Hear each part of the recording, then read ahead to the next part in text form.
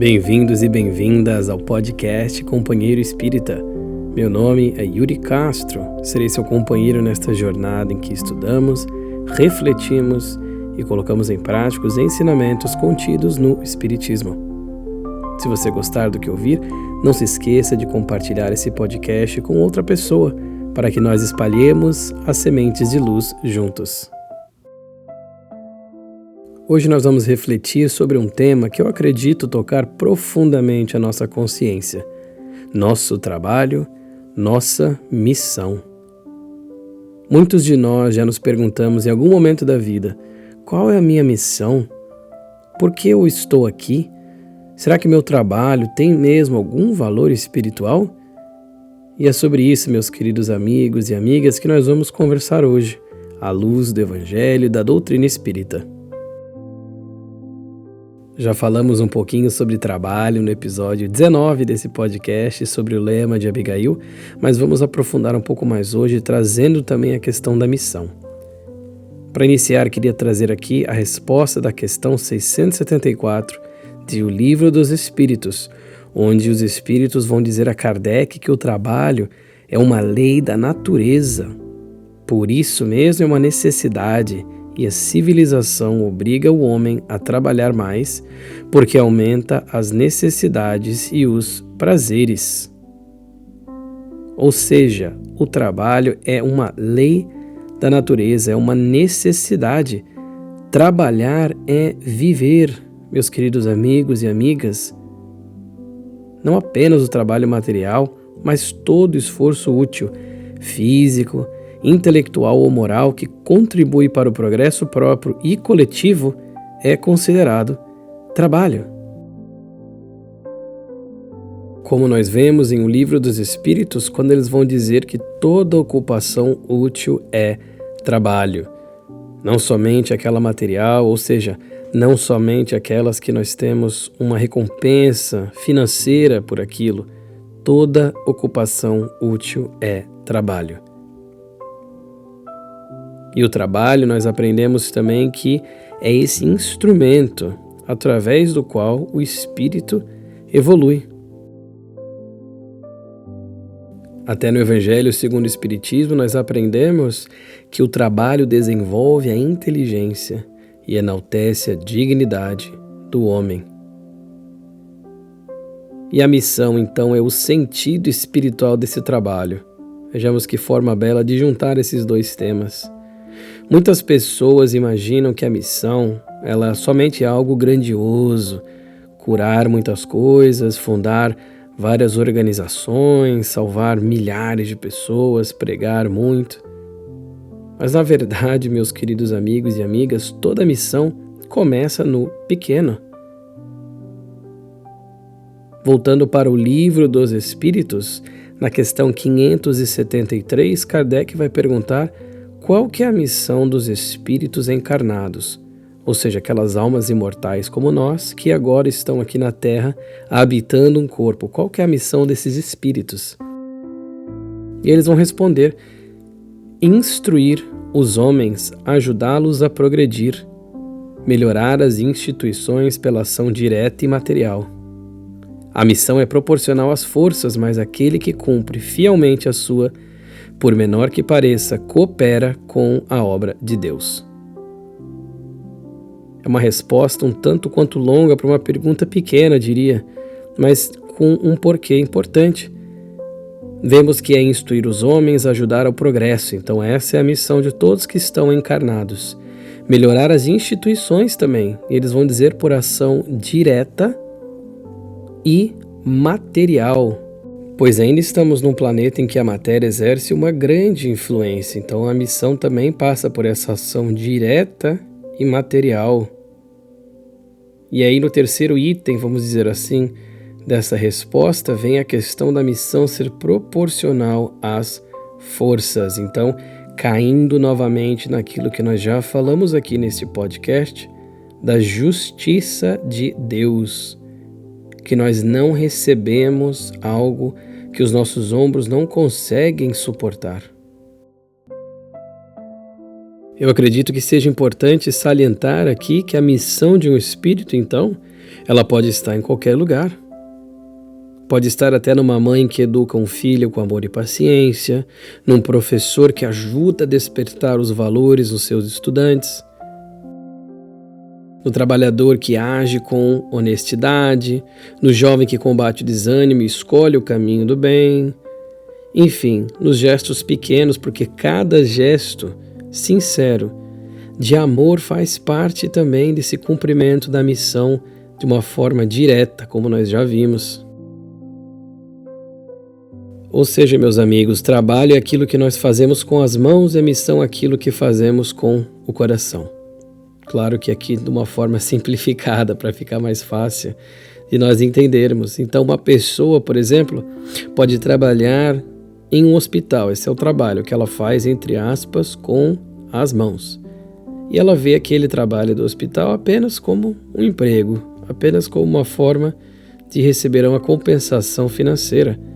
Mas uma outra pessoa nesse mesmo hospital, no mesmo cargo, pode enxergar o sofrimento, pode acolher com ternura, orar pelos enfermos e ver cada atendimento como um serviço a Deus.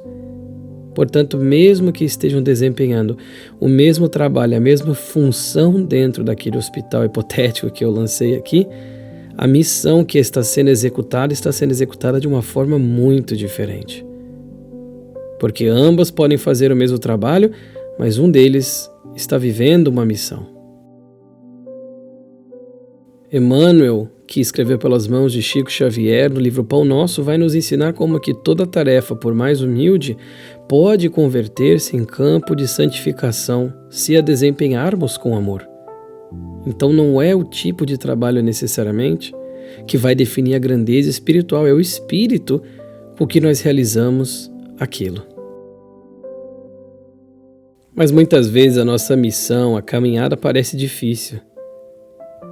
A maioria de nós, eu acredito, em algum momento enfrentamos momentos de cansaço, de desânimo, de até mesmo dúvidas sobre o próprio caminho. Mas não existe missão sem compreensão de quem somos, de nossas limitações e de nossas forças.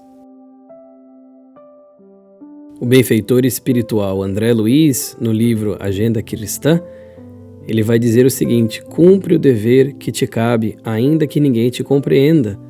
A semente cumpre sua missão mesmo quando sepultada no solo escuro. Vejamos que legal, quando ele vai dar o exemplo da semente cumprindo aquela sua missão, mesmo quando está no solo escuro, sozinha.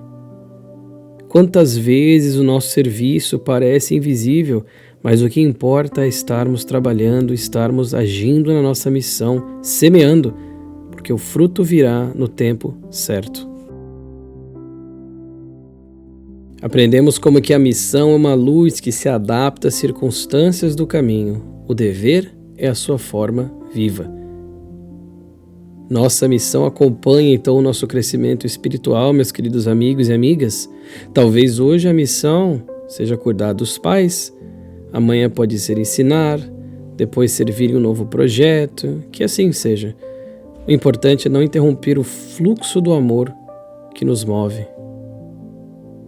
E na pergunta 577 de O Livro dos Espíritos, eles vão dizer que nem tudo que o homem faz resulta de missão predestinada. Muitas vezes ele, o homem, é o instrumento que serve um espírito para fazer que se execute uma coisa que considera útil. Portanto, nem tudo é de uma missão que já fomos predestinados a fazer. Muitas vezes vamos adquirindo, por conta também do livre-arbítrio, com o passar do tempo, à medida que nós vamos evoluindo e conseguindo carregar fardos mais pesados. Este é um ponto que eu acredito ser importante para nós não acharmos que tudo cai numa questão de ser predestinado ou não. E não podemos falar de missão sem falar do nosso querido Mestre Jesus, o maior exemplo de missão, cumprida com humildade, inclusive. Em nenhum momento o Mestre buscou destaque, aplauso, poder. Trabalhou no anonimato naquela região, curando, consolando, servindo. Kardec, em O Evangelho segundo o Espiritismo, no capítulo 25, vai nos dizer que o verdadeiro missionário é reconhecido pelos frutos de suas obras. Portanto, não precisamos dizer que temos uma missão, basta vivê-la. Os frutos do bem falarão por nós. Como nós vemos também no mesmo livro, a cada um a sua missão, a cada um o seu trabalho. Pode ser que alguém fale, mas eu não sei a minha missão exata, o que eu faço. Bom, se você não sabe qual é a sua missão, ou nem próximo disso, não se preocupe, a vida em si já é um campo de serviço. Comece trabalhando, comece servindo onde está. Ora, trabalha, ajuda. Essa missão, no fundo, a nossa alma vai se revelando pouco a pouco, conforme vamos sendo fiéis nas pequenas coisas. E aí, isso então vai despertando esse propósito que nós passamos a pensar, isto é algo que eu tenho que fazer, que eu tenho que trabalhar. Faz parte, sim, da bússola, do norte da minha bússola, que é a minha missão. Então, alguns exemplos práticos aqui da missão e do trabalho. Primeiramente, transforme o trabalho em oração. Antes de iniciar qualquer tarefa, diga mentalmente: Senhor, que este trabalho seja para o bem de todos. Isso muda completamente a vibração que a nossa ação terá. Número 2, sirva sem esperar retorno. Cada vez que ajudar alguém, evite pensar em reconhecimento. O bem feito em silêncio é o que mais ilumina. Como nós já falamos dos frutos que virão. Número 3, reveja o seu propósito. Pergunte-se: meu trabalho contribui para o bem comum? Se sim, persista. Se não, busque onde possa servir melhor. E nenhum de nós estará isento de tentar buscar algo melhor para servir, por mais que nós tenhamos um trabalho, às vezes, que não ajude alguém diretamente, sempre conseguiremos formas de sermos melhor naquele trabalho e de ajudar as outras pessoas também. Portanto, meus queridos amigos, minhas queridas amigas, nosso trabalho é o campo onde a nossa própria alma floresce. Cada tarefa é um degrau rumo à perfeição. É uma escadaria bem longa ainda, mas cada degrau que nós subimos com o nosso trabalho, executando a nossa missão, estamos indo rumo a esse estado da, entre aspas, perfeição, né? Porque só Deus é perfeito, mas esse estado da plenitude espiritual. O dever é o conjunto das obrigações morais do homem, é a lei da vida. Quando nós transformamos esse dever em serviço alegre, ele se torna essa missão. Que nós possamos então acordar cada dia com uma prece silenciosa nas nossas mentes, emanando dos nossos corações: Senhor, eis-me aqui, ajude-me a servir com amor onde quer que eu esteja. Porque não há missão pequena quando é feita com o coração voltado ao bem.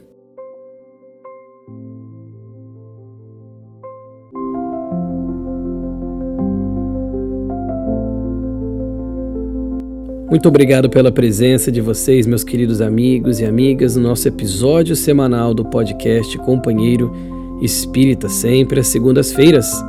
Se você gostar do que ouvir, divida com alguém esse podcast e que Jesus nos abençoe e inspire a descobrir o valor espiritual do nosso trabalho. Que as nossas mãos, palavras e pensamentos sejam instrumentos da luz divina. Com amor fraterno, seu companheiro espírita.